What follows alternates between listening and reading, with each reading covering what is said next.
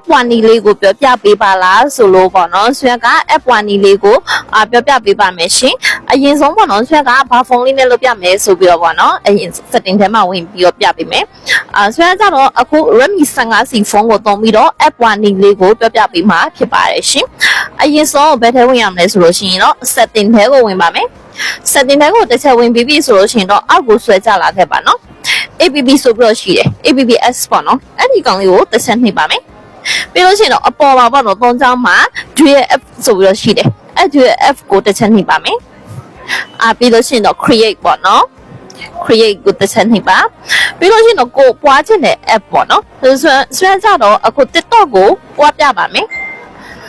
TikTok ကိုတစ်ချက် on ပေးလိုက်တမ်းအောင်ပေါ့နော်အဲ့ဆိုလို့ရှိရင်သူက app ကိုပွားနေပါပြီနော်ဆိုလို့ရှိရင်တော့ဆွဲကအပြင်ကိုတစ်ချက်ထွက်ကြည့်ပါမယ်အဲ့ဒါကြတော့ TikTok ကပွားထားတဲ့ app လေးပေါ့နော်တကယ်လို့တခြားပေါ့နော်ကိုလိုချင်တဲ့ application ရှိတယ်ဆိုလို့ရှိရင်တခြား app ပေါ့နော်